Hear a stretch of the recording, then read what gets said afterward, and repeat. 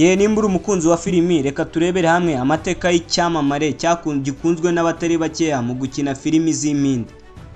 Ese wari uzi ko umukinnyi wa filimi ukunzwe n'abatari bakeya yabuze ababyeyi be akiri umwana, ariko bikaba bitaramubujije kugera ku nzozi ze? Uyu munsi ni umwe mu bakinnyi bakunzwe n'abatari bakeya kandi bafite agatubutse bakura muri filimi. Uyu munsi tugiye kurebera hamwe amateka ya Shah Rukh Khan, ubuzima bwe ndetse n'ahageze uyu munsi, n'uburyo yabuze ababyeyi be akiri umutoya, ariko ubu ngubu akaba ari umukinnyi ukomeye cyane. Shah Rukh Khan yavukiye New Delhi mu Buhinde, avuka ku itariki 2 Ugushyingo 1965. Se yitwaga Taj Muhammad Khan, naho nyina akitwa Latif Fatim Khan. Uyu mwana yavukiye mu muryango udakize cyane ariko utanakennye, nubwo yaje kwisanga ababuze bose bombi akiri mutoya.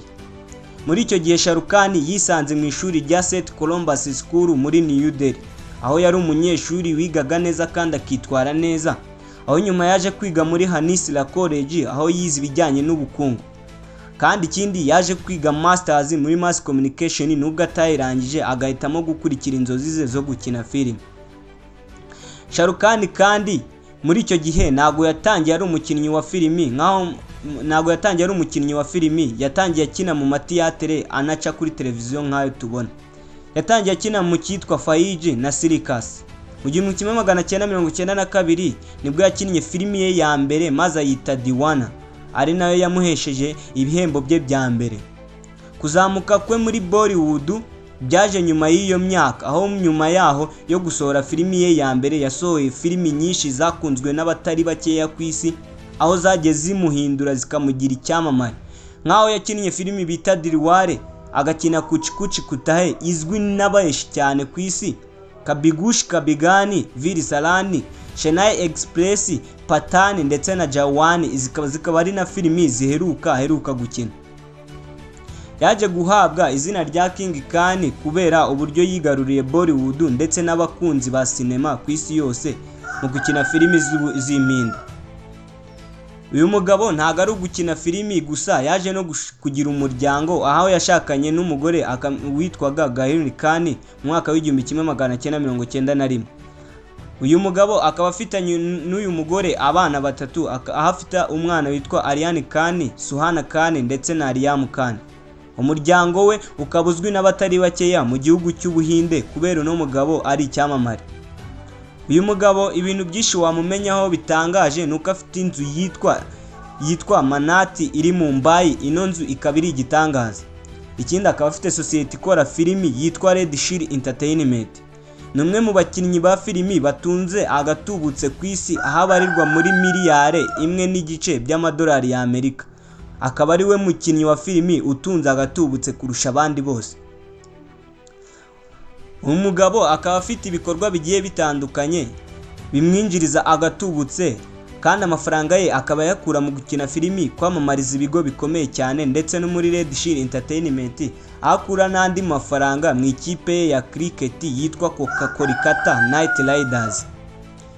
Uyu mugabo yagiye yegukana ibihembo bitandukanye, aho yegukanye nka film award zirenga 14. Padman Shri, iki gihembo kikaba gihabwa abakinnyi ba filimi ariko bagihawe na leta. Yatwaye icyo bita Crystal Award, atwara n'ibindi bihembo mpuzamahanga bitandukanye. Uyu mugabo ntago twakirengagiza amagambo muri amwe yavuze yahinduye ubuzima bw'abatari bakeya ku isi. Nk'aho yavuze ngo itsinzi no gutsindwa ni kimwe mu bice bigize ubuzima bwacu ariko bidahoraho.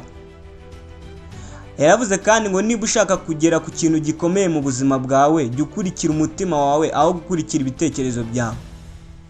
Yaravuze ngo gutsindwa nibyo bitwigisha guca bugufi. Irindi jambo yavuze ryahinduye ubuzima bw'abatari bake, yaravuze ngo idini rikomeye cyane kurusha ayandi ni ugukora cyane. Irindi jambo yavuze, yaravuze ngo ntukemere ko ubwoba bukubuza kugera ku nzozi zawe. Ayo namwe mu magambo yavuzwe n'uno mugabo w'icyamamare mu gukina filimi z'impinde ukunzwe n'abatari bakeya. Shah Rukh Khan itwigisha ko aho umuntu akomoka atari byo bimugena.